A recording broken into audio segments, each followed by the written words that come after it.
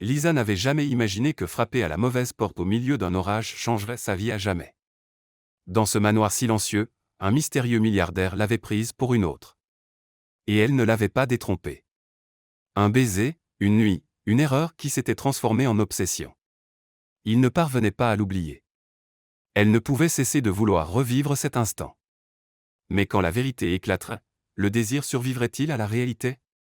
La pluie tombait comme des lames de verre sur l'asphalte de Seattle, chaque goutte explosant en minuscules étoiles d'eau qui reflétaient l'éclat orangé des réverbères. Lisa Morgan, 30 ans, le cœur brisé en 1000 morceaux, serrait le volant si fort que ses doigts étaient devenus blancs. L'odeur du cuir mouillé des sièges se mêlait au parfum d'agrumes qu'elle portait, le même que David, son ex-fiancé, disait autrefois adorer. Désormais, cette fragrance lui brûlait la gorge avec l'amertume âcre de la trahison. 3 jours. Seulement 3 jours depuis qu'elle avait trouvé David au lit avec la sœur de son meilleur ami. 3 jours depuis que le monde parfait qu'elle avait bâti s'était effondré comme un château de cartes. 3 jours sans dormir correctement, sans manger, sans ressentir autre chose qu'un vide suffocant dans la poitrine. Lisa, s'il te plaît, il faut que tu sortes de chez toi, avait dit Rachel, sa seule véritable amie, d'une voix désespérée au téléphone. Juste une petite livraison. Apporte ce carnet de croquis à un client. Adresse, 2247 Bellevue Ridge Mansion. C'est sur ton chemin pour rentrer, je t'en prie. J'ai vraiment besoin de cet argent. Lisa avait accepté, non pas parce qu'elle voulait aider, mais parce que rester immobile dans l'appartement vide où chaque recoin hurlait le nom de David était pire que d'affronter l'orage. À présent perdue dans un quartier huppé où d'immenses demeures se cachaient derrière de hauts murs et des jardins impeccablement entretenus, Lisa voyait le GPS de son téléphone geler toutes les quelques secondes. L'écran clignotait. Les numéros des maisons étaient invisibles sous la pluie torrentielle, et le sentiment d'être totalement seule l'engloutissait vivante. 2247, où était ce 2274, marmonnait-elle, les lèvres tremblantes de froid et d'angoisse. Puis elle la vit, une imposante demeure, moderne, aux immenses baies vitrées teintées et à l'architecture qui semblait défier la gravité. Le portail était entrouvert, ce qui était inhabituel pour ce genre de propriété. Lisa se gara, saisit le carnet de croquis enveloppé de papier craft, et courut jusqu'à la porte principale, la pluie trempant en quelques secondes son manteau de laine grise. Elle frappa une fois, 2 fois. Rien. Elle tourna la poignée. La porte s'ouvrit avec un gémissement sourd, comme si elle l'invitait à entrer. L'air chaud et parfumé bois de santal, cuir, et quelque chose de légèrement boisé l'enveloppa immédiatement. C'était comme pénétrer dans un autre monde, un monde où la douleur n'existait pas. Hello? Sa voix résonna dans le hall silencieux, orné d'œuvres d'art modernes et d'un lustre de cristal qui semblait flotter au plafond. Pas de réponse. Lisa fit quelques pas de plus. Ses chaussures mouillées laissaient des empreintes sur le marbre sombre et poli. Le bruit de la pluie dehors devenait étouffé, remplacé par un silence épais, presque palpable. Elle aurait dû partir. Elle aurait dû laisser le carnet là et s'enfuir en courant. Mais quelque chose, une force invisible, une curiosité dangereuse la poussait plus loin à l'intérieur. C'est alors qu'elle l'entendit. Des pas, fermes, calculés. Lisa se retourna, et son cœur s'arrêta. Un homme émergea des ombres comme l'obscurité prenant forme. Grand, plus d'1,90 m, épaules larges sous une chemise de lin noir, manches retroussées révélant des avant-bras musclés. Cheveux noirs légèrement ébouriffés, mâchoire ombrée d'une barbe de 2 jours, et des yeux, mon Dieu, ses yeux gris comme des nuages d'orage, intenses, pénétrants, comme s'ils pouvaient transpercer son âme et lire tous les secrets qu'elle cachait. Vous êtes en retard, dit-il d'une voix rauque, veloutée, portant une autorité naturelle qui faisait vibrer l'air.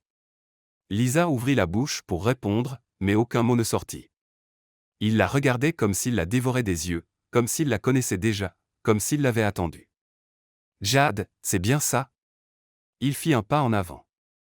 Son parfum mousse, cèdre, et quelque chose de sauvage envahit l'essence de Lisa. L'agence m'avait dit que vous étiez différente. Il n'avait pas menti.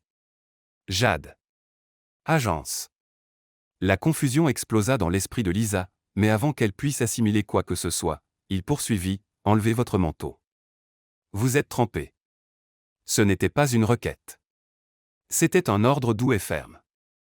Lisa hésita. Elle aurait dû expliquer. Elle aurait dû dire qu'il y avait erreur. Qu'elle n'était pas Jade.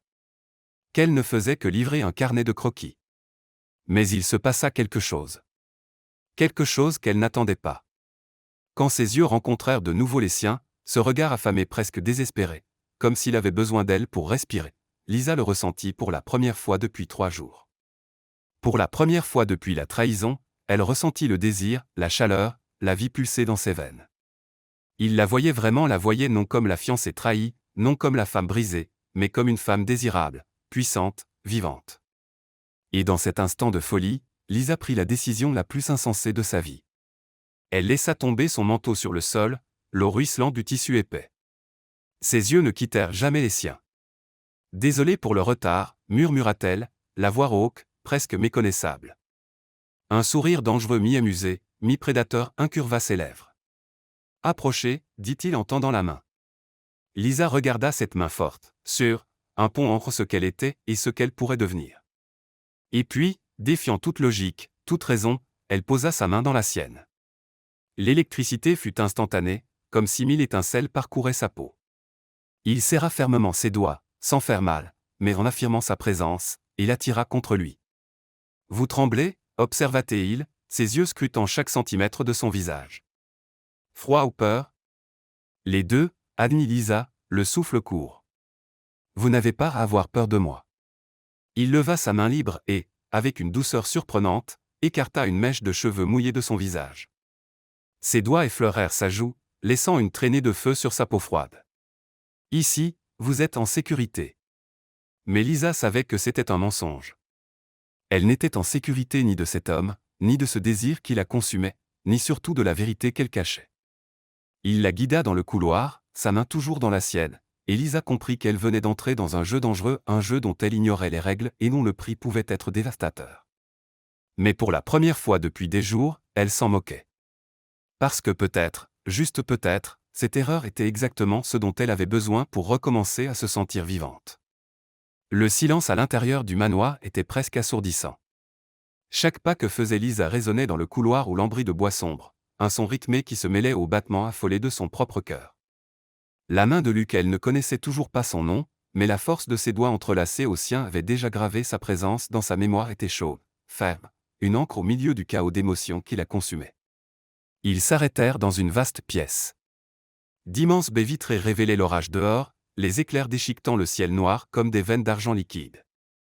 La lumière vacillante éclairait des meubles minimalistes, un canapé en cuir noir, une table basse en marbre blanc, des étagères remplies de livres qui semblaient n'avoir jamais été touchés. Mais ce qui dominait vraiment l'espace était la cheminée allumée dont les flammes dansaient et crépitaient, projetant des ombres dorées sur les murs. L'odeur de fumée de bois se mêlait à son parfum intense, masculin, addictif. Lisa sentit la chaleur de la cheminée caresser sa peau mouillée, mais c'était la chaleur de son regard qui la brûlait vraiment.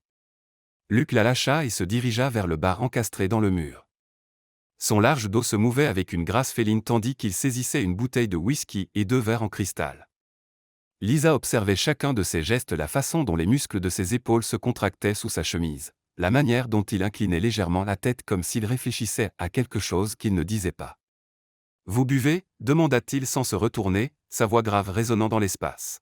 « Oui. » Lisa reconnut à peine sa propre voix basse, rauque, chargée d'un besoin qu'elle ignorait posséder. Il versa 2 généreuses mesures et revint, lui tendant un verre. Leurs doigts s'effleurèrent lors de l'échange, et Lisa sentit un frisson lui parcourir l'échine. Elle porta le verre à ses lèvres. Le liquide ambré lui brûla la gorge, mais c'était un feu bienvenu, quelque chose qui la faisait se sentir réelle, présente, vivante. Luc but sans la quitter des yeux, puis il posa lentement son verre sur la table. Le bruit du cristal contre le marbre sonna comme une cloche annonçant ce qui allait suivre. « Vous n'êtes pas ce à quoi je m'attendais » dit-il en faisant un pas vers elle. Lisa déglutit difficilement. « À quoi vous attendiez-vous » ? À quelqu'un de plus calculateur, de plus froid. Ses yeux gris l'examinaient comme s'ils pouvaient déchiffrer ses secrets les plus profonds. « Mais vous, vous avez du feu, de la douleur, quelque chose qui brûle encore à l'intérieur. » Ces mots étaient comme des flèches atteignant leur cible. Lisa sentit son armure aussi fragile soit-elle commencer à se fissurer. « Vous ne me connaissez pas » murmura-t-elle, la voix tremblante. Non, il leva la main et, avec une lenteur torturante, passa son pouce sur sa lèvre inférieure. Le contact était doux mais dévastateur. Mais je veux vous connaître. Chaque centimètre.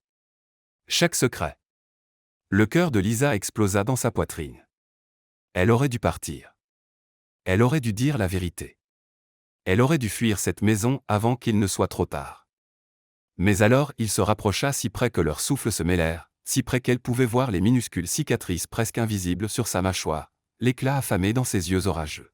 « Vous êtes en retard, répéta-t-il, la voix désormais un grondement bas, presque animal. Et je n'aime pas attendre. Avant que Lisa puisse répondre, avant qu'elle puisse penser, il l'embrassa et le monde explosa. Ce n'était pas un baiser doux. Ce n'était pas tendre. C'était une faim pure, un besoin brut. Ses lèvres capturèrent les siennes avec une intensité qui la défit complètement. Lisa haleta, et il en profita, approfondissant le baiser, sa langue glissant contre la sienne dans une danse sauvage et désespérée. Ses mains trouvèrent sa taille, l'attirant violemment contre son corps. Lisa sentit chaque muscle dur pressé contre elle, sa poitrine se soulevant et s'abaissant en respiration lourde. Elle agrippa ses épaules, ses ongles s'enfonçant dans le tissu de sa chemise, comme si elle allait tomber si elle lâchait prise. Il la poussa doucement contre le mur à côté de la cheminée. La surface froide contrastait avec la chaleur brûlante qui consumait son corps. Luc pressa son corps contre le sien, une main remontant pour s'emmêler dans ses cheveux humides, tirant sa tête en arrière et exposant son cou. Il déposa une traînée de baisers le long de sa mâchoire, descendant la courbe délicate de son cou, mordillant doucement la peau sensible juste sous son oreille. Lisa gémit un son bas, involontaire qui semblait venir d'un endroit profond et oublié en elle. « Voilà » murmura-t-il contre sa peau, la voix rauque de désir. Ce son. Je veux l'entendre encore. Et puis il l'embrassa de nouveau, cette fois plus lentement mais tout aussi intensément. Ses lèvres bougeaient contre les siennes avec une précision calculée explorant, goûtant, dominant. La main sur sa taille remonta, effleurant le côté de son corps, s'arrêtant juste sous ses seins, son pouce traçant de petits cercles à travers le tissu fin de son chevisier. Lisa sentit la chaleur exploser dans son ventre, un désir si écrasant qu'il en était presque douloureux. Elle arqua son corps, cherchant plus de contact, plus de pression, plus de lui. Doucement, chuchota-t-il.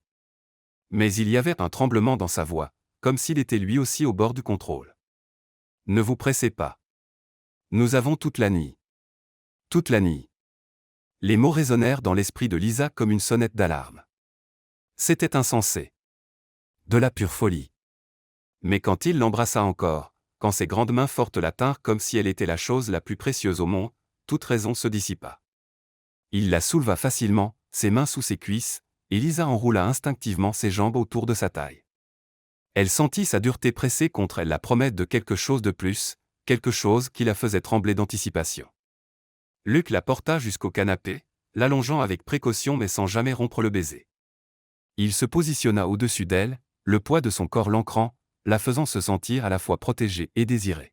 « Vous êtes magnifique, dit-il en reculant juste assez pour plonger dans ses yeux. Blessé, mais magnifique. Des larmes brûlèrent les yeux de Lisa non pas de tristesse, mais de soulagement, d'être enfin vue. Il embrassa chaque paupière, chaque joue, le bout de son nez avant de revenir à ses lèvres. Cette fois le baiser était différent, plus lent, plus profond, comme s'il mémorisait chaque détail, chaque texture, chaque soupir. Et Lisa se rendit complètement.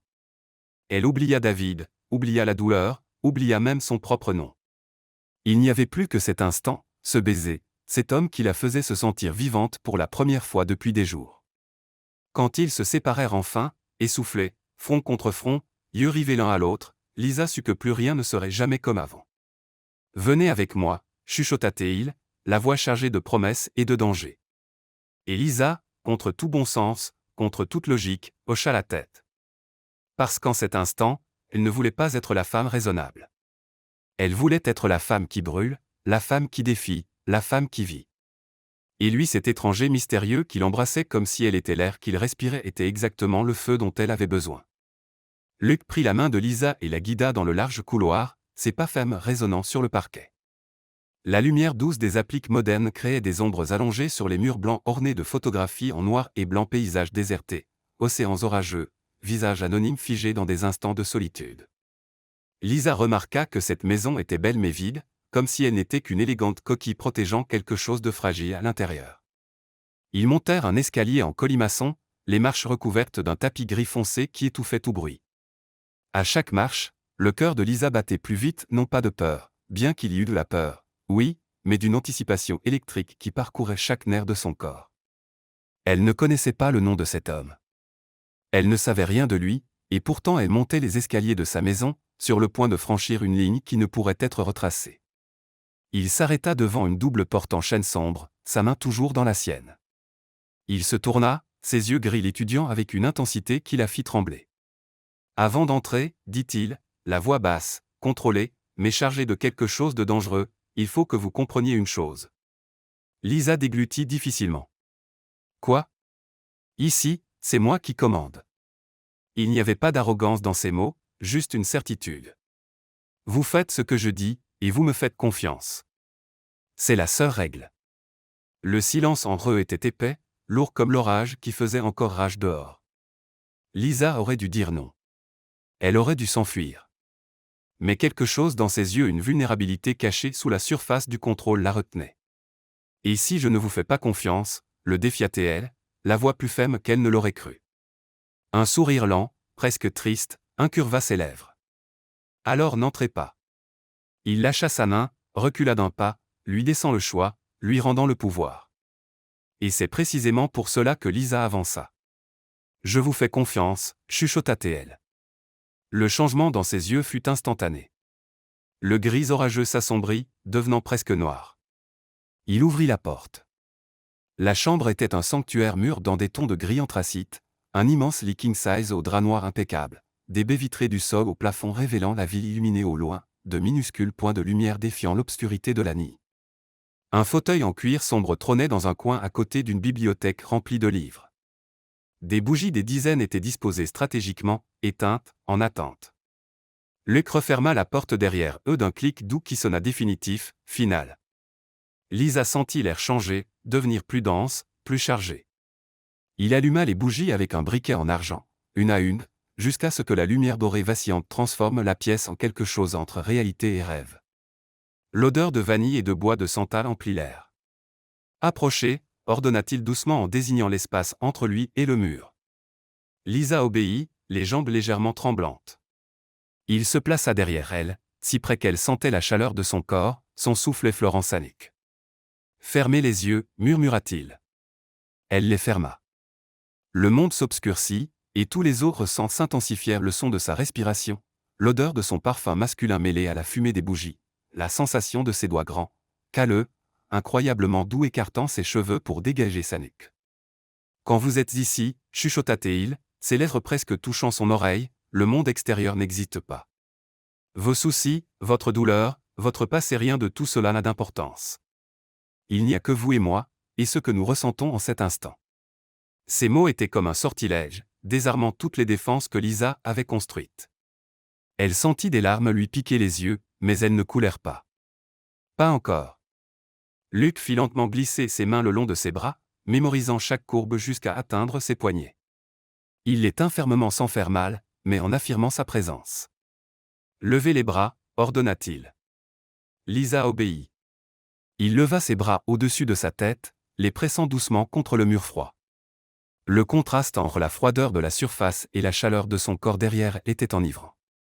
Puis elle le sentit, quelque chose de doux, du cuivre, comprit-elle, s'enrouler autour de ses poignets. Une ceinture? Il la noua avec soin, testant la pression. Trop serré, demanda-t-il, la voix rauque. Non, répondit-elle, la respiration accélérant. Il n'y avait pas de douleur, juste une contrainte symbolique, juste la sensation de céder le contrôle, de ne plus avoir besoin d'être forte. Luc pressa son corps contre son dos. Lisa sentit chaque centimètre de lui, la poitrine dure, la respiration lourde, la dureté indiscutable pressée contre le bas de son dos. Il était aussi affecté qu'elle. Vous êtes différente, chuchota-t-il, ses lèvres effleurant la courbe de son cou, sans vraiment toucher, juste le souffle chaud. Tellement différente. Ses grandes mains glissèrent le long de sa taille, remontant lentement sur ses côtes, s'arrêtant juste sous ses seins. Lisa arqua involontairement son corps, cherchant plus de contact. Patience, murmura-t-il, et elle entendit le sourire dans sa voix. Pas encore. Il embrassa son cou doux, presque révérencieux. Sa langue traça une ligne brûlante de la base jusqu'en dessous de son oreille, et Lisa ne put retenir le gémissement bas qui s'échappa. Voilà, dit-il, sa voix vibrant contre sa peau. Ne vous cachez pas de moi. Je veux tout entendre de ce que vous ressentez. Ses mains continuèrent leur exploration toujours lente, toujours contrôlée. Il déboutonna le premier bouton de son chemisier, puis le deuxième. Le tissu s'ouvrit, révélant une peau pâle, des seins couverts seulement d'un soutien-gorge en dentelle noire. Parfaite, chuchota-t-il. Et il ne semblait pas parler seulement de son corps. Il semblait parler de toute la vulnérabilité, la reddition, l'instinct. Luke tourna Lisa face à lui, ses yeux enfin s'ouvrant. Il prit son visage entre ses deux mains, ses pouces caressant ses joues. « Qui vous a fait du mal ?» demanda-t-il, et il y avait quelque chose de sauvage dans sa voix désormais. « Qui a éteint la lumière dans vos yeux ?» Lisa trembla. Comment savait-il? Comment voyait-il si facilement à travers elle? Ça n'a pas d'importance, chuchota-t-elle. Il n'est pas là. Non, il n'est pas là. Luke approcha son visage, son front touchant le sien. Mais moi, je suis là. Et tant que vous serez ici, je ne laisserai rien vous faire du mal, pas même vos propres souvenirs. Et puis il l'embrassa différemment des baisers précédents. Celui-ci était lent, profond, guérisseur, comme s'il scellait une promesse qu'aucun d'eux ne comprenait pleinement. Quand ils se séparèrent, il défit soigneusement ses poignets, massant doucement là où le cuir avait touché. Lisa le regarda et vit non seulement l'homme puissant et contrôlé. Elle vit quelqu'un qui portait aussi des cicatrices, quelqu'un qui cherchait aussi quelque chose qu'il ne pouvait nommer. « Restez avec moi cette nuit » demanda-t-il. Et pour la première fois, ce n'était pas un ordre. C'était une requête vulnérable, humaine. Lisa hocha la tête, incapable de parler. Et tandis qu'il la guidait vers le lit, tandis que les bougies crépitaient et que l'orage dehors commençait à s'apaiser, Lisa comprit qu'elle était entrée dans cette maison enfin brisée.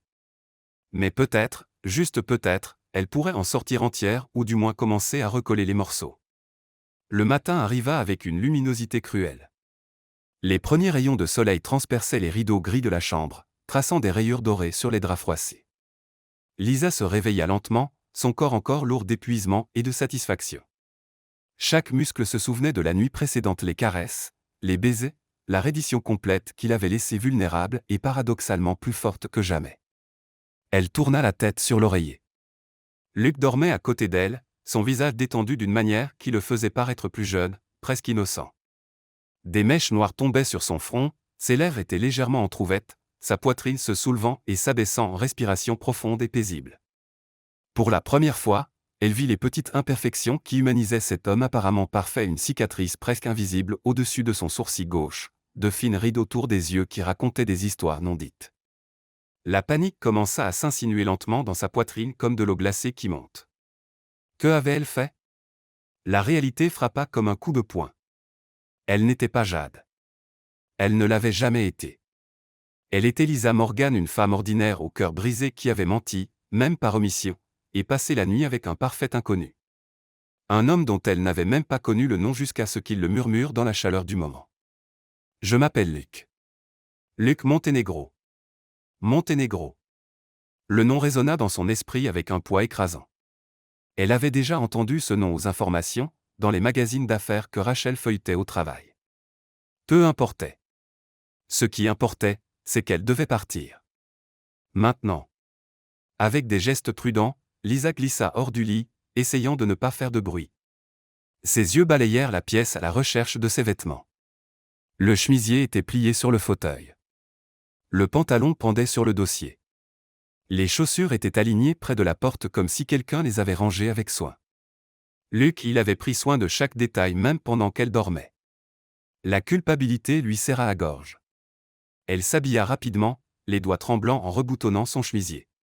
Elle jeta un dernier regard à Luke.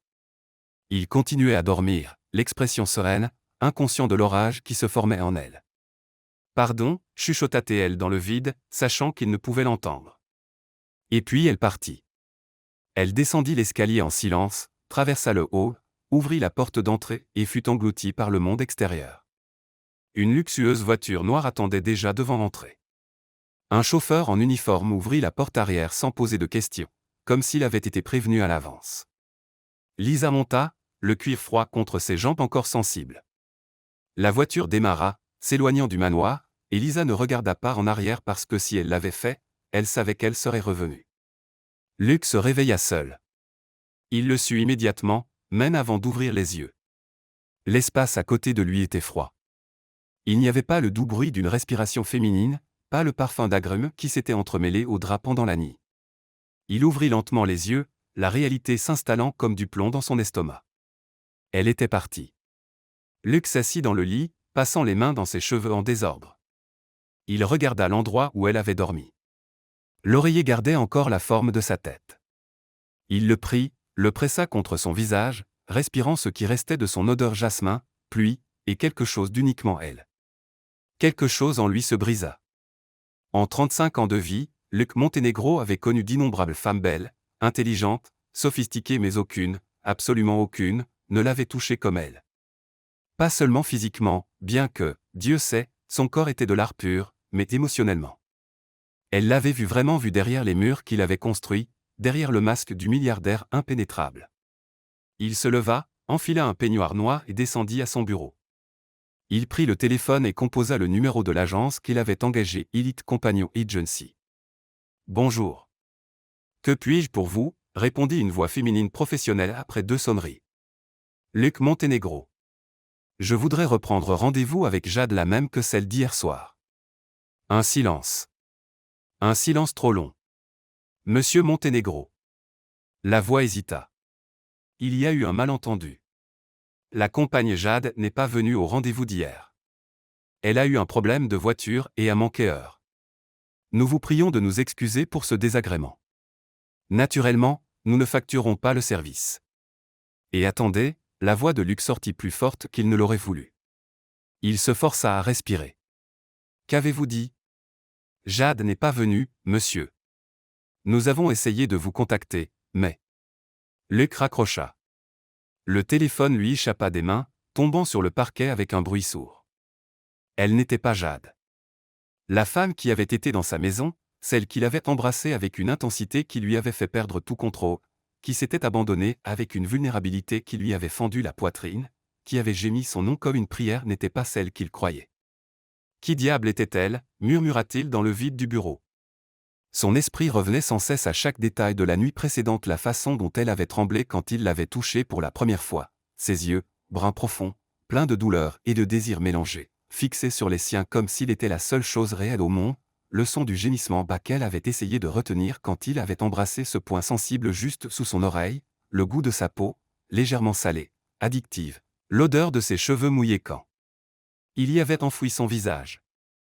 Tout chaque fichu détail était gravé dans son cerveau comme au fer rouge. Luke serra les poings, les ongles s'enfonçant dans ses paumes. Tout son corps vibrait au souvenir. Le besoin, le désir qui n'était pas apaisé même après des heures de reddition mutuelle. Jamais, chuchota-t-il, la voix brisée. Aucune femme ne m'a jamais fait ressentir ça. C'était vrai, et cela l'effrayait. Il avait connu des femmes belles, expérimentées, qui savaient exactement comment taquiner, comment satisfaire. Mais avec elle, avec cette inconnue mystérieuse qui était entrée dans sa maison comme un orage et en était partie comme un fantôme, c'était différent. C'était viscéral.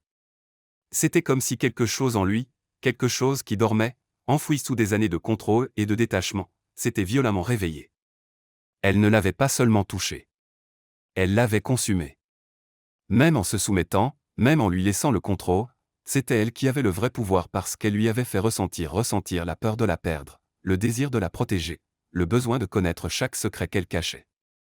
Luke marcha jusqu'à la fenêtre, regardant la ville qui commençait à s'éveiller en bas, les cadres pressés vers leur réunion, les voitures remplissant les rues, la vie qui se déroulait comme toujours. Mais pour lui, plus rien ne serait comme avant. Je te trouverai, jura-t-il doucement, la mâchoire crispée. Je ne sais pas qui tu es. Je ne sais pas pourquoi tu es entré dans ma vie de cette façon, mais je te jure que je te trouverai. Parce que cette nuit-là n'avait pas été seulement du sexe. Ça n'avait pas été seulement une connexion physique éphémère. Ça avait été la première fois depuis des années que Luke Montenegro se sentait vivant et il n'était pas prêt à laisser cela lui échapper. Pas sans lutter. 3 semaines, 21 jours interminables depuis cette nuit. Luke Montenegro était devenu un homme obsédé. Chaque femme qui passait dans la rue, cheveux bruns, taille moyenne, parfum d'agrumes faisait bondir son cœur une fraction de seconde, pour ensuite s'écraser dans la déception quand il réalisait que ce n'était pas elle. Il avait engagé des détectives privés, mais sans nom, sans photo nette, sans rien d'autre que des souvenirs fragmentés et l'odeur de jasmin qui refusait de quitter ses draps. Les recherches ne menaient nulle part. Il travaillait moins, dormait mal, rêvait d'elle chaque nuit, ses yeux bruns pleins de secrets, ce gémissement bas contenu, la sensation de sa peau sous ses doigts. Il se réveillait en sueur, le corps tendu de désir, cherchant quelqu'un qui n'était pas là. C'était de la folie. Il le savait, mais il ne pouvait pas s'arrêter jusqu'à ce que le destin, ou l'univers, ou quoi que ce soit qui contrôlait ces choses, décide de lui offrir une seconde chance. Le gala annuel de la Fondation Monténégro était, comme toujours, fastidieux homme d'affaires en costume sombre échangeant des cartes, femme en robe de créateur feignant l'intérêt pour des conversations sur les investissements et la philanthropie. Luc circulait dans la luxueuse salle de bal de l'hôtel, serrant des mains, souriant poliment tandis que son esprit était à des kilomètres, prisonnier d'une nuit d'orage et de reddition. Et puis il la vit. Le monde s'arrêta. Lisa se tenait près d'une colonne de marbre blanc, discutant avec une femme roux, son amie Rachel, bien que Luc ne le sût pas encore. Elle portait une robe bleu marine qui épousait ses courbes de façon élégante mais discrète, le tissu tombant jusqu'aux genoux, révélant des jambes galbées dans des escarpins noirs classiques. Ses cheveux étaient relevés en un chignon bas, quelques mèches folles encadrant son visage. Des boucles d'oreilles en perles captaient la lumière dorée des lustres. Elle était belle, réelle, et complètement inconsciente. Le cœur de Luc explosa dans sa poitrine comme un tonnerre silencieux. Ses mains tremblèrent, chose qui n'arrivait jamais. Il avait affronté des négociations de plusieurs millions sans scier. Il avait donné des discours devant des centaines de personnes sans nervosité. Mais la voir là si proche et pourtant encore si lointaine le déséquilibrait totalement. Il se mit à marcher vers elle, chaque pas mesuré, contrôlé, bien qu'à l'intérieur il fût le chaos pur. Lisa riait de quelque chose que disait Rachel quand elle le sentit, cette sensation indiscutable d'être observée. Elle tourna la tête et se figea. Luc Monténégro se tenait à quelques mètres, ses yeux gris fixés sur elle avec une intensité qui la transperçait comme une lame tranchante. Il était impeccable dans un smoking noir sur mesure, la cravate parfaitement nouée, les cheveux coiffés en arrière révélant chaque angle de son visage sculpté. Mais c'étaient les yeux, ces maudits yeux orageux, qui la retenaient prisonnière. Reconnaissance, désir, et quelque chose de plus dangereux, la colère. La panique envahit Lisa comme de l'eau bouillante. Elle recula d'un pas, manquant trébucher sur ses propres talons. « Lisa, ça va. » Rachel lui toucha le bras, inquiète. « Il faut que j'aille aux toilettes », força Lisa avec un sourire tremblant. « Je reviens tout de suite. » Elle se tourna, prête à fuir, mais une main ferme saisit son poignet, pas violemment, mais avec une détermination qui n'acceptait pas le refus. « Non. » La voix de Luc était basse, rauque, vibrant d'une émotion contenue. « N'allez même pas penser à vous enfuir encore. » Lisa ferma les yeux une seconde, rassemblant le courage de lui faire face. Quand elle les rouvrit, il était si proche qu'elle sentait la chaleur qui irradiait de lui, le parfum boisé qui hantait ses rêves. « Il faut que je vous parle. » Ce n'était pas une requête. Rachel les regarda tour à tour, les yeux écarquillés. « Lisa, ça va, Lisa mentit, la voix défaillante. « Je le connais. » Le connaître était l'euphémisme du siècle. Luc n'attendit pas plus d'excuses. Il la guida à travers la foule, sa main toujours sur son poignet sans faire mal, mais en faisant clairement comprendre qu'elle ne s'échapperait pas. Ils franchirent des portes vitrées menant à une terrasse privée. La nuit de Seattle était froide, le vent soufflant doucement, portant l'odeur de la pluie imminente. Il ne la lâcha que lorsqu'ils furent seuls, loin des regards curieux. Lisa s'enlaça, tremblante non pas de froid, mais de sa proximité, du souvenir qui inondait chaque cellule de son corps. « Vous n'êtes pas Jade. » Ce n'était pas une question.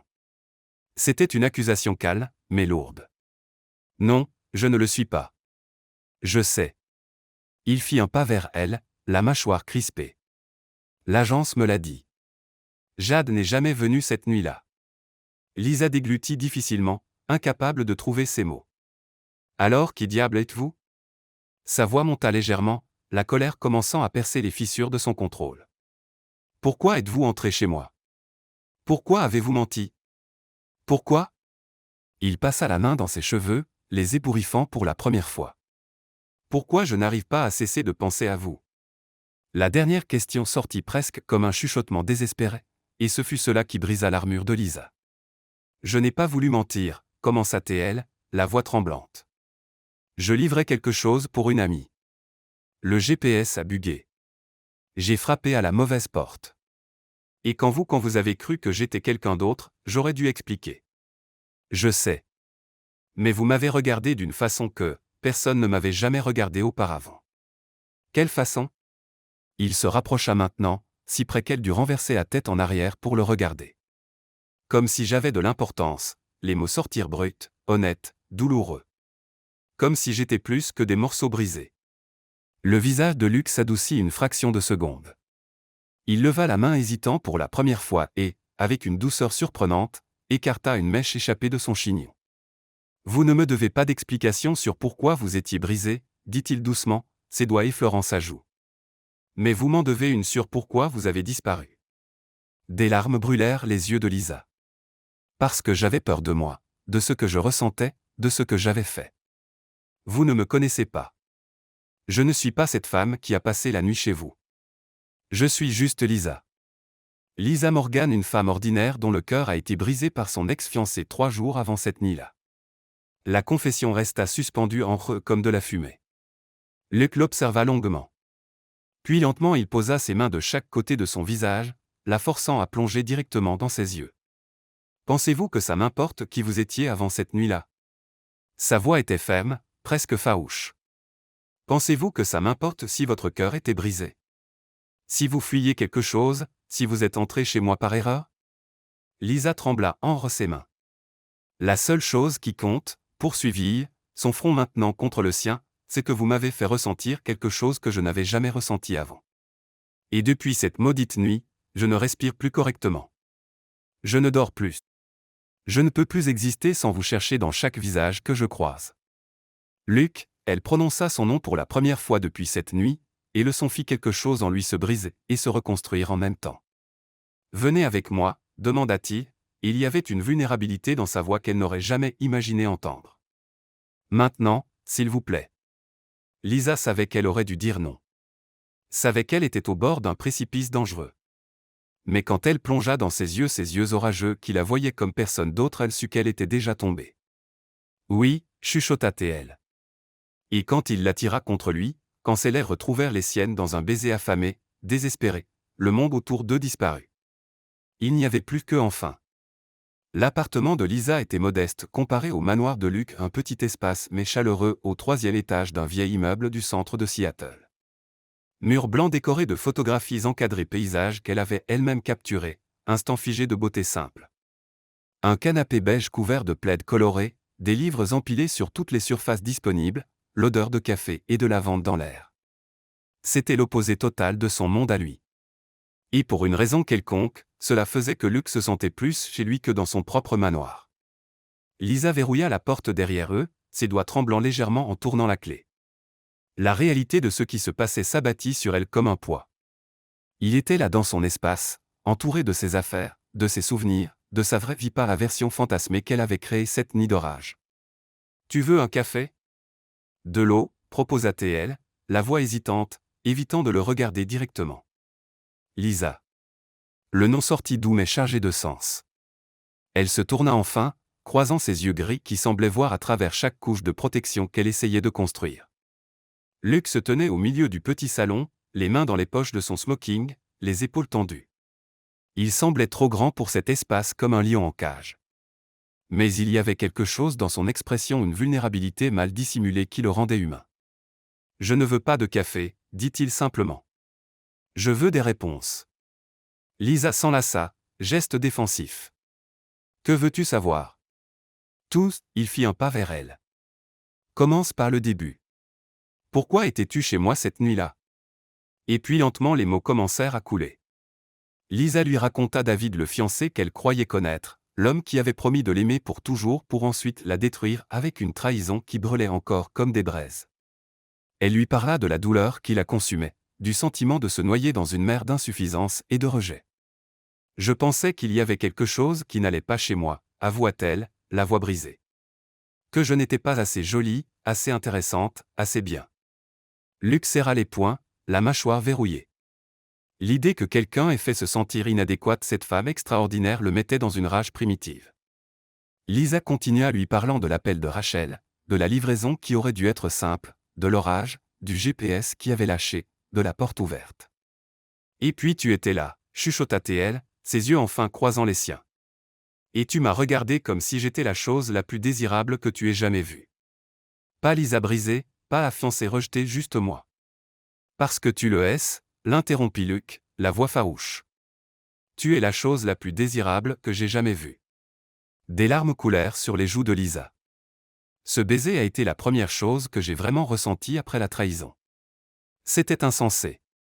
C'était mal, mais j'avais besoin de me sentir vivante. Et toi mon Dieu, tu m'as fait me sentir tellement vivante. Luc franchit la distance en deux longues enjambées. Ses grandes mains trouvèrent son visage, ses pouces essuyant les larmes qui continuaient de couler. Tu n'as pas idée de ce que tu m'as fait, Lisa. Sa voix était basse, intense, vibrant d'émotion. Cette nuit-là, quand je me suis réveillé et que tu n'étais plus là, c'était comme si on m'avait arraché quelque chose de vital de l'intérieur. Elle sanglota, ses mains agrippant ses poignets comme une encre. J'ai passé 3 semaines à te chercher, confessa-t-il, son front pressé contre le sien. 3 semaines à me demander si je n'avais pas tout rêvé, si tu étais réel. Et puis je t'ai vu aujourd'hui à ce gala, et c'était comme si je pouvais enfin respirer depuis que tu étais parti. Luc, son nom sur ses lèvres sonnait comme une prière. Je me fiche que tu sois entré chez moi par erreur, continua-t-il, les mots sortant dans un flot urgent. Je me fiche que tu aies menti ou que tu aies eu le cœur brisé ou que tout ait commencé de travers. La seule chose qui compte, c'est que tu es là maintenant réel, devant moi. Lisa le regarda, vraiment regarda. Elle vit au-delà du milliardaire puissant, au-delà de l'homme qui commandait les salles de conseil et bâtissait des empires. Elle vit quelqu'un qui avait peur aussi. Quelqu'un qui tombait aussi. Je n'arrive pas à cesser de penser à toi, avoua-t-elle, la voix tremblante. Chaque nuit je me réveille en te cherchant. Chaque matin je me déteste d'être parti. Alors ne pars plus. Ses yeux gris transpercèrent les siens, pleins d'une intensité qui la laissait sans souffle. Reste. Au moins pour cette nuit. Laisse-moi vraiment te connaître. Sans mensonge, sans masque. Lisa hésita seulement une seconde. Puis elle hocha la tête, incapable de nier ce que son corps et son cœur hurlaient. Luc sourit un petit sourire mais sincère et glissa ses mains dans ses cheveux, défaisant le chignon avec des gestes délicats jusqu'à ce que les mèches brunes tombent sur ses épaules. Il passa ses doigts dans les mèches, mémorisant la texture soyeuse. « Tu es magnifique », murmura-t-il comme s'il la voyait pour la première fois. « Je ne suis pas », commença-t-elle, mais il fit taire ses mots en posant un doigt sur ses lèvres. « Ne discute pas avec moi là-dessus. » Il y avait une pointe de jeu dans sa voix, mais aussi du sérieux. J'ai passé 3 semaines obsédé par chaque détail de toi. Fais-moi confiance, tu es magnifique. Et puis il l'embrassa. Mais ce baiser était différent de tous les précédents. Il n'y avait pas d'urgence, pas de désespoir. Il était lent, délibéré comme s'il savourait chaque seconde, chaque contact, chaque souffle partagé. Ses lèvres bougeaient contre les siennes avec une tendresse qui la faisait trembler. Ce n'était pas seulement du désir, bien qu'il y en eût assez pour mettre le feu au petit appartement, c'était une connexion. C'était une reconnaissance. C'étaient 2 âmes blessées trouvant du réconfort l'une dans l'autre. Les mains de Lisa remontèrent sur ses épaules, sentant la tension des muscles sous le tissu coûteux du smoking. Elle tira sur le nœud de sa cravate, la dénouant lentement, et Luc gémit doucement contre ses lèvres un son qui la fit sourire au milieu du baiser. Il l'attira plus près, ses mains glissant le long de la courbe de son dos, de sa taille, de ses hanches comme s'il avait besoin de la mémoriser par le toucher. Lisa arqua son corps contre le sien et sentit la réaction immédiate, la dureté indiscutable pressée contre son ventre. « Lisa » chuchota-t-il en reculant juste assez pour plonger dans ses yeux. « Si tu veux que j'arrête, dis-le maintenant parce que bientôt je ne pourrai plus. » Elle prit son visage entre ses mains, ses pouces traçant les lignes de sa mâchoire. « N'arrête pas » chuchota-t-elle en retour. « Jamais n'arrête pas. » Et puis il n'y eut plus de mots, juste des mains qui exploraient, des baisers qui brûlaient des chemins sur la peau découverte, des vêtements tombant sur le sol comme des feuilles d'automne, des respirations accélérées et des gémissements contenus. Luc la souleva facilement, et Lisa enroula ses jambes autour de sa taille tandis qu'il la portait jusqu'à la petite chambre mais accueillante. La lumière de la lune filtrait par la fenêtre, baignant tout d'argent. Il l'allongea sur le lit avec une révérence qui la fit se sentir précieuse. Et quand leurs corps se joignirent enfin peau contre peau, cœur contre cœur, ce ne fut pas seulement physique. Ce fut guérisseur. Ce fut renaissance. Ce furent deux personnes brisées trouvant leur force l'une dans l'autre. Et tandis qu'ils bougeaient ensemble, qu'ils chuchotaient des noms et des promesses et des confessions dans le noir, Lisa comprit qu'elle n'était pas entrée dans la mauvaise maison cette nuit d'orage. Elle avait trouvé exactement là où elle était censée être. La lumière argentée de la lune dessinait de douces ombres sur la peau de Lisa, transformant son corps en une œuvre d'art vivante. Luc la regardait allongée sur le lit, cheveux bruns étalés sur l'oreiller blanc comme une auréole sombre, yeux mi-clos brillants de désir et de vulnérabilité. Elle était réelle, enfin complètement réelle, par un fantasme qui le hantait dans les matins solitaires, mais chair et os, soupirs et battements de cœur accélérés. Il se pencha sur elle, soutenant son poids sur ses avant-bras pour ne pas l'écraser, mais assez près pour que leur corps se touche à des points stratégiques, poitrine contre poitrine, hanche contre hanche. La chaleur entre eux était palpable, électrique, comme si l'air autour d'eux crépitait d'énergie pure. J'en ai rêvé depuis cette nuit-là, chuchota Luc. Sa voix rauque se transformait en velours sombre sous l'effet du besoin. Ses lèvres effleurèrent sa tempe, descendant lentement sa joue, la ligne de sa mâchoire, laissant une traînée de baisers doux comme des plumes mais brûlants comme des braises. Lisa ferma les yeux, s'abandonnant complètement à la sensation. Chaque toucher de sa part était une promesse. Chaque baiser était une confession silencieuse. Elle arqua le cou, offrant plus, et il accepta l'offrande avec un gémissement bas qui vibra contre sa peau sensible. Les mains de Luc commencèrent leur propre voyage, grande, calleuse, mais surprenamment douce. Elles glissèrent le long des côtés de son corps, traçant la courbe de ses côtes, de sa taille fine, de ses hanches généreuses. Il mémorisait chaque centimètre comme un aveugle lisant du braille, comme s'il pouvait graver dans sa mémoire musculaire la carte exacte de qui elle était. « Tu es parfaite », murmura-t-il contre la peau de son cou, ses lèvres vibrant avec les mots. Ce n'était pas une flatterie vide. C'était la vérité brute, arrachée des profondeurs de son âme. Chaque courbe, chaque marque, chaque souffle parfait. Lisa frissonna, ses mains remontant pour saisir ses larges épaules, sentant les muscles tendus sous sa peau chaude. Luc, elle prononça son nom comme une requête, un besoin, une supplication. Il recula juste assez pour plonger dans ses yeux. « Dis-moi.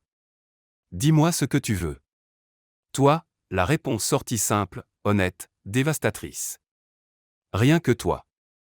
Quelque chose dans ses yeux changea. Le gris orageux s'assombrit jusqu'à devenir presque noir.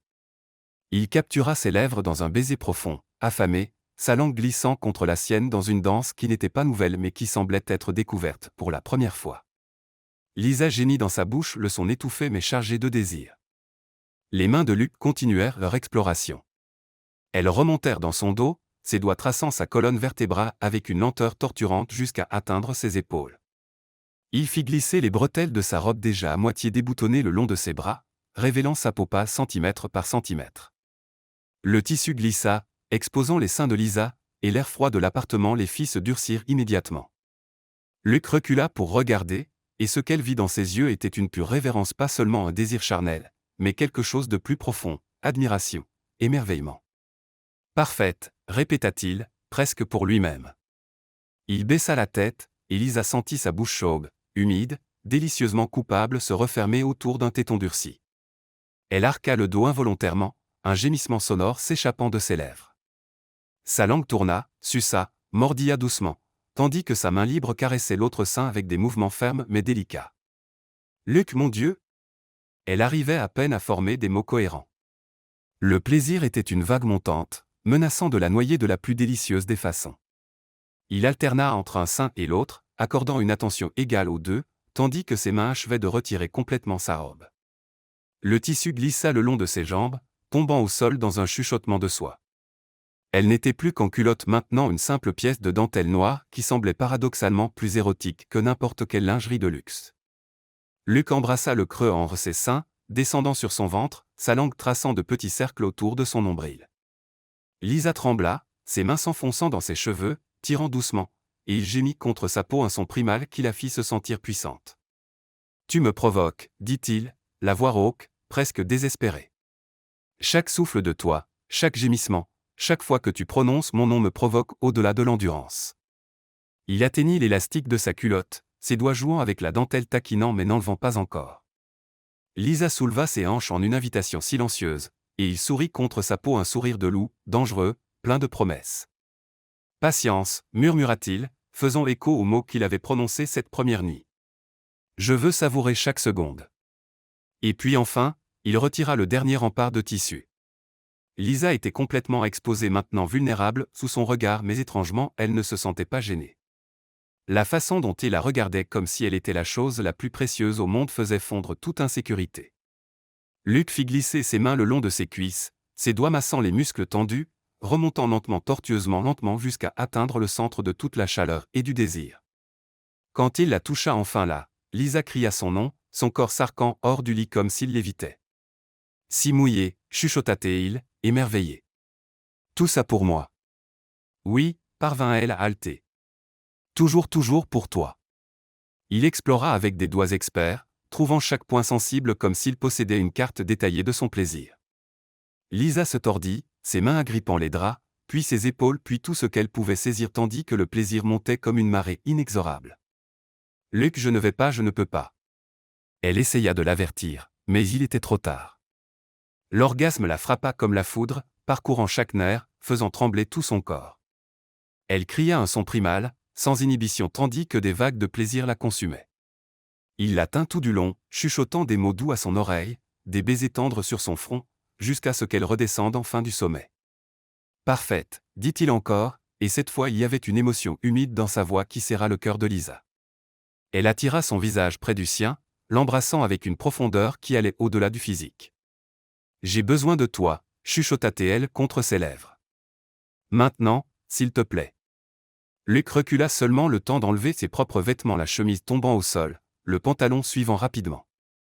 Et puis il fut de nouveau sur elle nue, glorieusement masculin, chaque muscle défini tendu de besoin contenu. Il se positionna entre ses jambes, ses yeux rivés aux siens. Si tu veux que j'arrête, dis-le maintenant. Lisa prit son visage entre ses mains, ses yeux brillants de larmes non versées et d'un amour non déclaré. N'arrête pas. Jamais n'arrête pas. Et puis il entra lentement, délicieusement lentement remplissant chaque espace vide en elle jusqu'à ce qu'il n'y ait plus de séparation entre où elle finissait et où il commençait. Lisa haleta, ses ongles s'enfonçant dans son dos, et Luc gémit un son guttural, brisé, parfait. Ils bougèrent ensemble dans un rythme aussi vieux que le temps mais unique à eux. Ce n'était pas seulement du sexe. C'était une communication. C'était une connexion. C'étaient deux âmes se rencontrant au milieu du chaos et décidant de rester. Lisa, chuchota-t-il son nom comme une prière, son front pressé contre le sien, les yeux fermés dans l'extase. Tu es à moi. À moi, acquiesça-t-elle, la voix brisée par la respiration accélérée. Et tu es à moi. Le rythme s'accéléra. Leurs corps dansèrent ensemble, sueur se mêlant, respiration se synchronisant. Ses mains, elles parcoururent son dos, sentant chaque muscle contracté, chaque frisson. Ses mains à lui agrippèrent ses hanches, l'attirant plus près, plus profondément, plus complètement. Et quand l'orgasme les frappa ensemble simultanément comme une explosion de lumière et de chaleur, ils crièrent le nom de l'autre, les yeux fixés l'un dans l'autre, voyant des ânes nues et brutes. Ensuite, allongé parmi des draps froissés et des respirations saccadées, Luc attira Lisa dans ses bras, l'enveloppant complètement. Il embrassa la paume de sa main, puis ses doigts un par un comme si chaque partie d'elle méritait l'adoration. Tu m'appartiens, Lisa, chuchota-t-il dans l'obscurité douce de la chambre. Et je suis totalement à toi. Et tandis qu'elle s'endormait dans ses bras enfin en paix, enfin entière, Lisa sut qu'elle avait été brisée une fois, mais qu'elle était en train d'être reconstruite. Morceau par morceau, baiser par baiser pour lui, avec lui, à travers lui. Le soleil envahit la chambre de Lisa par la fenêtre dépourvue de rideaux épais, traçant des motifs dorés sur les draps blancs froissés. Luc se réveilla le premier comme toujours, une habitude de année à diriger des entreprises et prendre des décisions avant que le reste du monde ne se réveille. Mais cette fois, pour la première fois depuis des années, il n'avait aucune envie de sortir du lit. Lisa dormait blottie contre sa poitrine, sa respiration douce chatouillant sa peau, ses cheveux bruns étalés sur son épaule comme de la soie sombre. Une de ses mains reposait sur son cœur, et Luc couvrit cette main de la sienne, entremêlant leurs doigts. Parfait. Tout semblait absurdement parfait. Il avait bâti un empire, négocié avec les hommes les plus puissants du monde, conquis tout ce que l'argent pouvait acheter. Mais là, dans ce modeste appartement, En tenant cette femme dans ses bras, Luc Montenegro comprit enfin ce que signifiait la vraie richesse. Lisa remua, ses cils papillonnant avant d'ouvrir lentement les yeux. Quand elle focalisa sur son visage si proche qu'elle pouvait compter chaque cil sombre, un sourire lent, sincère illumina ses traits. « Bonjour », chuchota-t-elle, la voix rauque de sommeil et de satisfaction. « Bonjour, mon amour. » Le mot lui échappa naturellement sans réfléchir, et ils se figèrent tous les deux une seconde, lui surpris de lui-même, elle le cœur explosant dans la poitrine, mais aucun ne recula. Au contraire, Lisa se pencha et l'embrassa doucement, un lent, doux baiser matinal qui ne demandait rien d'autre que la présence. « Café », proposa-t-elle quand ils se séparèrent. « Seulement si tu me laisses le préparer. » Lisa rit un son léger, musical que Luc décida immédiatement de vouloir entendre tous les jours pour le reste de sa vie. « Tu sais cuisiner ? Je pourrais te surprendre. » Il cligna de l'œil, sortant du lit avec la grâce de quelqu'un totalement à l'aise dans sa peau, complètement nu dans la lumière du jour. 20 minutes plus tard, ils étaient assis au petit comptoir de la cuisine, partageant des pancakes que Luc avait préparés étonnamment bien tout en buvant un café trop fort et riant de mauvaises blagues. C'était domestique, simple, et absolument révolutionnaire pour eux deux.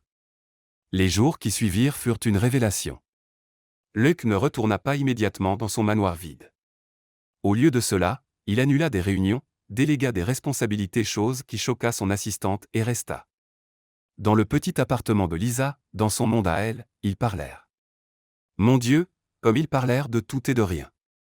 Luc lui raconta son enfance solitaire d'enfant unique, de parents plus intéressés à bâtir des fortunes qu'à fonder une famille, comment il avait appris tôt que le contrôle était le seul moyen d'éviter la douleur, les murs qu'il avait construits si haut que même lui ne pouvait les escalader. Jusqu'à toi, confessa-t-il un soir, allongé sur le canapé beige tandis que la pluie tambourinait doucement sur la fenêtre. Tu es simplement passé au travers comme si ces murs n'avaient jamais existé. Lisa traça des motifs invisibles sur sa poitrine avec son doigt. Peut-être parce que j'avais aussi des murs, et que j'ai reconnu les tiens. Elle lui parla de ses rêves d'être photographe professionnel, des rêves que David avait ridiculisés comme de mignons passe-temps, comment elle avait perdu des parties d'elle-même en essayant de rentrer dans la version qu'il voulait, la douleur de la trahison qui brûlait encore mais commençait à guérir. Il ne te méritait pas, dit Luc avec une intensité farouche, tenant son visage entre ses mains. Pas une seconde. Luc l'emmena à des dîners discrets dans des restaurants cachés où personne ne les reconnaissait, des endroits intimes aux bougies vacillantes et musique douce où ils pouvaient se perdre l'un dans l'autre sans le poids des regards curieux. Il apprit qu'elle détestait les huîtres mais adorait les sushis, qu'elle riait fort quand elle était vraiment heureuse, qu'elle se mordait la lèvre inférieure quand elle était nerveuse. Elle découvrit qu'il avait une collection secrète de vieux vinyles, qu'il jouait du piano pas parfaitement, mais avec passion, qu'il avait une cicatrice sur l'épaule gauche après une opération suite à un accident de voiture à 17 ans, qu'il aimait le café noir mais faisait semblant d'aimer le thé lors des réunions formelles pour paraître plus sophistiqué. Ils rirent, mon Dieu, comme ils rirent de choses idiotes et profondes, de private jokes que seul eux comprenaient, de l'absurdité de la façon dont ils s'étaient rencontrés dans une erreur qui était en réalité le destin corrigeant son cours. Un matin, Lisa se réveilla avec l'odeur des roses. Elle ouvrit les yeux et trouva Luc debout à côté du lit tenant un énorme bouquet de roses blanches, sa fleur préférée, qu'il avait découverte grâce à une photo dans le salon. Juste parce que, dit-il avec un sourire timide qui ne correspondait pas au milliardaire puissant que le monde connaissait. Lisa pleura non pas de tristesse, mais d'une gratitude écrasante d'avoir trouvé quelqu'un qui la voyait. Vraiment la voyait. Il venait la chercher au travail, une petite galerie d'art où elle était assistante avec un café exactement comme elle l'aimait. Il attendait à la fin de son service, adossé à sa voiture de luxe, complètement déplacée dans le quartier simple mais s'en fichant totalement. Je me suis dit qu'on pourrait dîner, disait-il. Et elle disait toujours oui. Lisa le connut aussi dans ces moments vulnérables, les nuits où il se réveillait en sueur, piégé dans des cauchemars de faillite et de solitude. Elle le tenait, chuchotant des mots doux jusqu'à ce que sa respiration se calme. Et il lui rendait l'appareil quand elle se réveillait en pleurant, encore hantée par la trahison de David, lui rappelant qu'elle n'était pas définie par la douleur que les autres lui avaient causée. Tu es définie par la façon dont tu te relèves, disait-il en embrassant son front. Et mon amour, tu te relèves plus forte que jamais. Ils firent beaucoup l'amour, parfois urgent et désespéré, comme s'ils essayaient de fusionner en une seule personne, d'autres fois lent et doux, explorant chaque centimètre avec révérence. Et toujours cela finissait avec eux entrelacés, chuchotant des confessions dans le noir. Luc commença à lui ouvrir son monde, pas le monde des affaires et du pouvoir, mais son vrai monde. Il l'emmena au manoir par la grande porte cette fois et lui montra son studio de musique, l'endroit où il allait quand le poids du monde devenait trop lourd. Personne n'a jamais vu ça, avoua-t-il, ses doigts nerveux touchant les touches du piano. Seulement toi. Lisa lui prit la main. Merci de me faire confiance. Il joua pour elle une mélodie qu'il avait composée des années plus tôt quand il croyait encore que les chansons pouvaient guérir la solitude. Et tandis que les notes emplissaient l'air, Lisa comprit qu'elle tombait amoureuse pas pour la première fois. Cela s'était produit la nuit de l'orage, même si elle ne pouvait pas le nommer alors, mais d'une façon plus profonde, plus complète. Et en regardant son profil illuminé par la lumière douce du lustre, yeux fermés tandis qu'il jouait, elle sut qu'il l'était aussi. Je t'aime, dit-elle quand la musique s'arrêta, le silence encore vibrant dans l'air. Luc ouvrit lentement les yeux, se tournant vers elle. Pendant un moment, il ne dit rien, et la peur commença à s'insinuer dans la poitrine de Lisa. Mais puis il sourit un immense sourire sincère qui transforma complètement son visage. Je t'aime aussi, répondit-il, la voix pleine d'émerveillement, comme s'il le disait pour la première fois de sa vie. Et peut-être était-ce le cas. Tellement que ça me fait peur. Ils s'embrassèrent là entourés d'instruments et de vieilles partitions scellant des promesses qui n'avaient même pas besoin d'être prononcées à voix haute. Parce que le vrai amour n'était pas dans les grands gestes. Il était dans le fait d'être là, dans le café du matin, dans la connaissance des peurs de l'autre et le choix de rester quand même, dans la construction de quelque chose de réel brique par brique, baiser par baiser, jour après jour. Et ils construisaient ensemble. 3 mois s'étaient écoulés depuis cette nuit au gala, 3 mois de découverte, de rire, de larmes partagées, et d'un amour grandissant comme une plante qui avait enfin trouvé un sol fertile. Lisa et Luc étaient inséparables, pas de la manière étouffante qu'il avait piégé avec David, mais de la façon légère et naturelle de deux personnes qui fonctionnaient simplement mieux ensemble. Un vendredi soir, quand l'automne peignait Seattle en nuances d'ambre et de bronze, Luc se présenta à l'appartement de Lisa avec un sourire mystérieux et une seule rose blanche à la main. Mais quelque chose de confortable mais joli, dit-il en embrassant son front. J'ai une surprise. Lisa le regarda avec suspicion mais aussi intriguée. Quel genre de surprise ?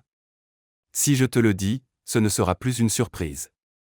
Il clignait de l'œil, ce sourire de garçon malicieux qu'elle avait appris à aimer. Tu me fais confiance. Toujours, répondit-elle sans hésiter. Et c'était vrai. Après des mois ensemble, la confiance entre eux était absolue. 30 minutes plus tard, ils étaient dans la voiture de Luc, pas la limousine ostentatoire, mais une berline confortable et discrète roulant dans les rues illuminées de la ville. Lisa reconnut l'itinéraire.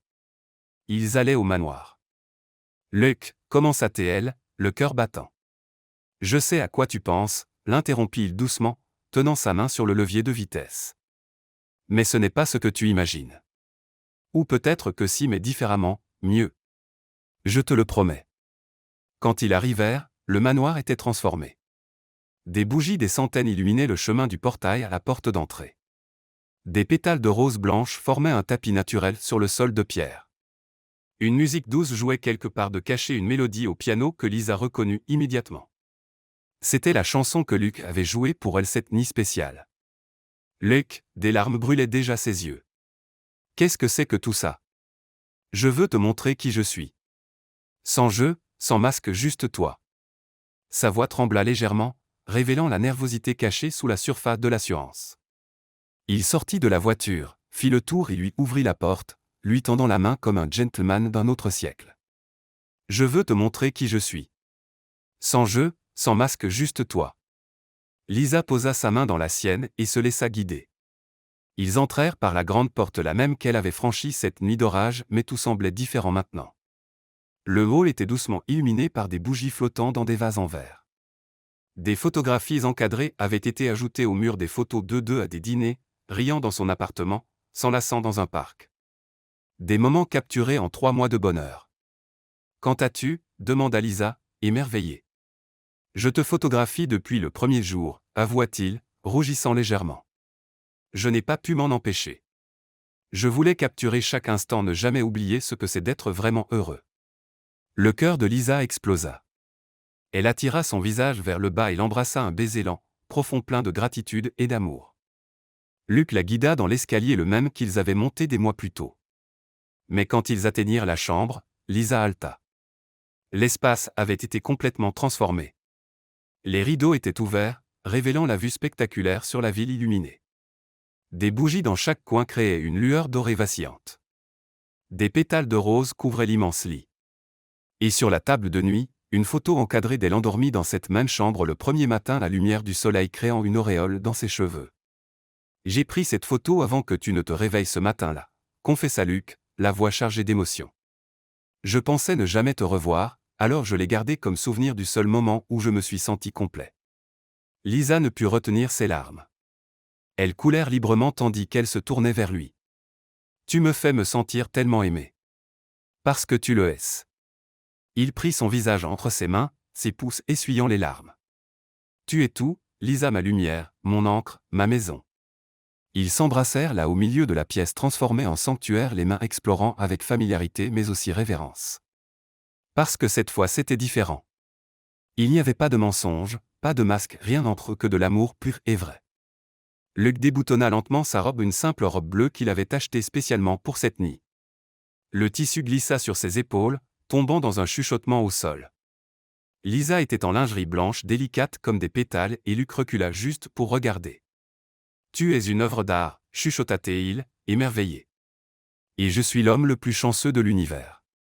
Elle sourit à travers ses larmes, l'aidant à enlever ses propres vêtements, la chemise, le pantalon jusqu'à ce qu'il soit aussi vulnérable qu'elle.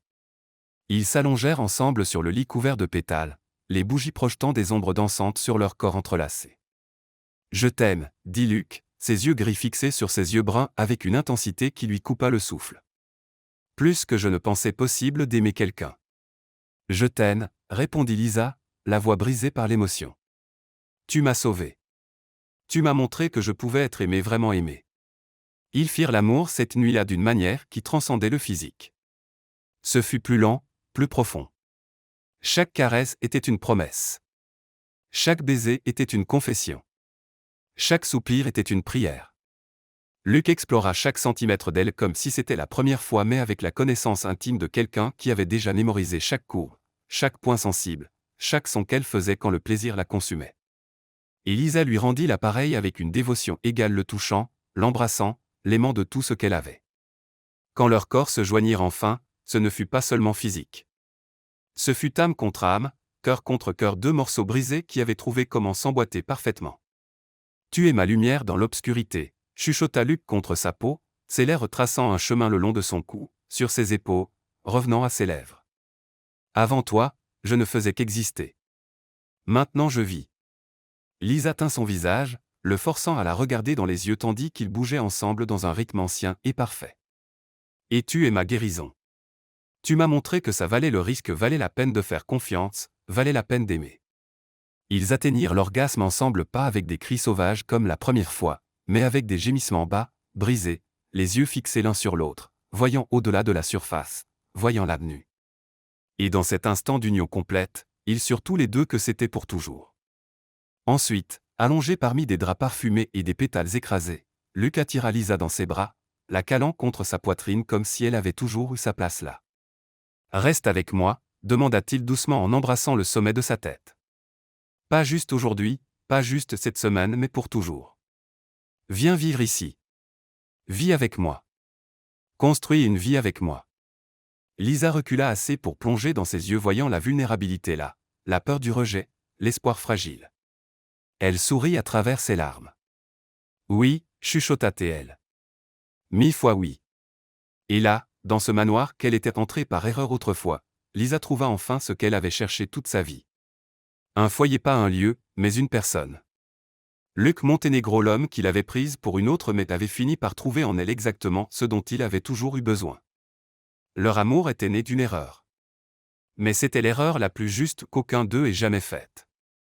6 mois s'étaient écoulés depuis que Lisa avait accepté la proposition de Luc, 6 mois de matin à se réveiller dans les bras l'un de l'autre, de dîner où il riait jusqu'à avoir mal au ventre, de nuit où il faisait l'amour comme si c'était toujours la première et la dernière fois. Le manoir, qui auparavant semblait froid et vide, était maintenant vivant, rempli des photographies de Lisa sur les murs, de ses plantes aux fenêtres, de ses livres éparpillés dans la bibliothèque, de son rire résonnant dans les couloirs. Luc avait transformé une des chambres en studio photo pour elle, un cadeau surprise qui l'avait fait pleurer de gratitude. Et Lisa, en retour, remplissait sa vie de petits gestes d'amour, des mots cachés dans ses mallettes, des petits déjeuners au lit le week-end, de la musique jouée sur son piano quand il rentrait fatigué du travail. Ils étaient heureux profondément, complètement, presque effrayamment heureux. Et puis par un matin de printemps, quand les cerisiers de Seattle fleurissaient en ton rose délicat, Luc réveilla Lisa avec de doux baisers dans son cou. « Réveille-toi, mon amour », chuchota-t-il contre sa peau. « J'ai une question. » Lisa ouvrit lentement les yeux, souriant en croisant ses yeux gris qu'elle aimait tant. Quel genre de question à 6 heures du matin? Celle-ci. Il s'écarta, s'asseyant dans le lit, et pour la première fois depuis des mois, Lisa vit une vraie nervosité sur son visage. Il prit quelque chose sur la table de nuit, une petite boîte de velours bleu marine. Le cœur de Lisa s'arrêta. « Lisa Morgan », commença Luc, la voix légèrement tremblante. « Tu es entrée dans ma vie de la façon la plus inattendue possible, une erreur, un accident, la mauvaise adresse, une nuit d'orage, mais c'était l'erreur la plus juste que l'univers ait jamais faite. » Des larmes coulaient déjà sur ses joues. « Tu m'as appris ce que signifie aimer vraiment, ce que signifie être vulnérable, ce que signifie avoir un foyer qui n'est pas fait de murs mais d'étreintes. Tu m'as donné envie d'être meilleur, pas par obligation, mais parce que tu m'inspires chaque jour. » Il ouvrit la boîte, révélant une délicate bague or blanc avec un diamant solitaire entouré de petites pierres qui scintillaient comme des étoiles capturées. « Épouse-moi, Lisa. Laisse-moi passer le reste de ma vie à t'aimer, à t'honorer, à te faire te sentir aussi aimé que toi tu me fais me sentir. Dis oui, s'il te plaît. » Lisa ne pouvait même pas parler. Elle hocha simplement frénétiquement la tête, riant et pleurant en même temps tandis que Luc glissait la bague à son doigt avec des mains tremblantes d'émotion. « Oui », parvint-elle enfin à dire, l'attirant dans un baiser mouillé de larmes et salé de bonheur. « Oui, toujours oui. » Ils se marièrent 3 mois plus tard lors d'une cérémonie intime au coucher du soleil dans le jardin du manoir, le même jardin où Lisa s'était garée cette nuit d'orage presque un an plus tôt. Seulement 20 personnes étaient présentes, amis proches, Rachel comme demoiselle d'honneur, l'assistant de Luc comme témoin. Lisa portait une simple robe en dentelle blanche, ses cheveux lâchés en vagues naturelles, une couronne de fleurs blanches. Luc était impeccable en smoking gris foncé. Mais ce qui le faisait vraiment ressortir était son sourire immense, sincère, rayonnant. Quand l'officiant leur demanda d'échanger leurs vœux, Luc prit les mains de Lisa, ses yeux brillants de larmes non versées. « Lisa, j'ai passé la plus grande partie de ma vie à construire des murs, à protéger mon cœur de tout ce qui pouvait le blesser. Et puis tu es arrivé, littéralement passé par ma porte, et tu as détruit tous ces murs sans même essayer. Tu m'as appris que l'amour n'est pas le contrôle. C'est la reddition. C'est la confiance. C'est choisir chaque jour de se tenir aux côtés de quelqu'un même quand c'est dur. Je te promets de t'aimer les jours faciles et les jours impossibles. Je te promets de te voir, vraiment te voir chaque jour. Je te promets d'être l'homme que tu mérites parce que toi, mon amour, tu mérites tout. » Il n'y avait pas un œil sec parmi les invités. Lisa prit une profonde inspiration, la voix tremblante mais ferme. « Luc, quand je suis entré dans ta maison cette nuit-là, j'étais brisé. Je pensais ne plus jamais pouvoir faire confiance, ne plus jamais pouvoir aimer. Mais tu m'as montré que je n'avais pas besoin d'être parfaite pour être aimée, que mes cicatrices ne me définissaient pas, que je pouvais être forte et vulnérable en même temps. Tu es ma lumière, mon encre, ma maison. Et je te promets de t'aimer de tout ce que je suis. Je te promets de me tenir toujours à tes côtés. Je te promets de te rappeler chaque jour à quel point tu es incroyable parce que tu m'as sauvé, Luc. Et maintenant je veux passer le reste de ma vie à te sauver aussi. » Quand l'officiant dit enfin « Vous pouvez embrasser la mariée », Luc attira Lisa contre lui et l'embrassa comme s'ils étaient les 2 seules personnes dans l'univers. Les invités applaudirent, mais ils ne l'entendirent même pas. Ils étaient perdus l'un dans l'autre. Le voyage de noces fut à Santorin, Maison Blanche, contre le bleu impossible de la mer Égée, coucher de soleil peignant le ciel en orange et violet, nuits étoilées où ils faisaient l'amour sous la lune.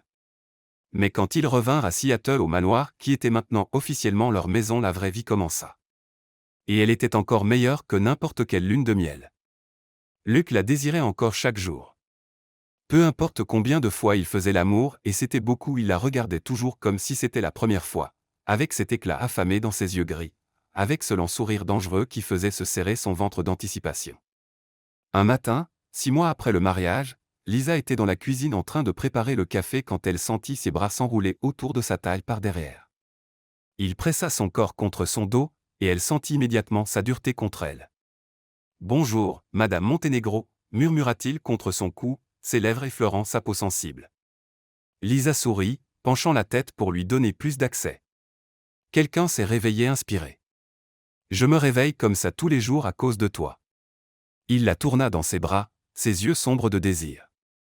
Tu dormais dans cette nuisette en soie bleue. Et je me suis dit comment puis-je te désirer autant chaque jour? Peut-être parce que tu es insatiable, le taquina-t-elle en passant ses doigts dans ses cheveux. Peut-être parce que tu es irrésistible, il la souleva, l'asseyant sur le comptoir de la cuisine, se plaçant entre ses jambes. Et parce que je t'aime et parce que chaque jour avec toi est meilleur que le précédent. Ils firent l'amour là urgent et brûlant, le café refroidissant oublié tandis qu'ils se perdaient l'un dans l'autre. Encore comme toujours comme ça le serait pour toujours. Leur vie s'installa dans une heureuse routine. Lisa ouvrit sa propre galerie de photographie, un rêve que Luc soutint financièrement et émotionnellement. Ses expositions furent couronnées de succès, et elle se vit enfin comme l'artiste qu'elle avait toujours voulu être. Luc continua à diriger son empire, mais maintenant il partait plutôt parce que la maison, où Lisa l'attendait, était plus importante que n'importe quelle affaire. Ils se disputaient parfois, bien sûr qu'ils se disputaient, mais cela finissait toujours par des conversations honnêtes, des excuses sincères, et des réconciliations qui impliquaient généralement beaucoup de baisers et très peu de vêtements. Les nuits froides, ils restaient enlacés sur le canapé à regarder de vieux films, mangeant du popcorn, riant de mauvaises blagues. Les dimanches matins, ils faisaient l'amour lentement, sans se presser, savourant chaque caresse, chaque soupir. Et toujours il la touchait comme s'il ne l'avait jamais touchée auparavant, comme si elle était neuve, précieuse, unique. « Tu ne te lasseras jamais ?» demanda Lisa un soir, riant après une autre session intense d'amour. « De toi. » « Jamais. » Il embrassa son front, puis son nez, puis ses lèvres. « Tu es mon addiction préférée, mon obsession saine, ma raison de me réveiller chaque jour. » Trop romantique, le taquina-t-elle, mais ses yeux brillaient de bonheur. « Seulement pour toi, » sourit-il en l'attirant plus près. « Toujours seulement pour toi. » Un an après le mariage, Lisa découvrit qu'elle était enceinte. Luc pleura quand elle le lui annonça, et il passa les 9 mois suivants à la traiter comme de la porcelaine précieuse, ce qui l'agaçait et la charmant à la fois.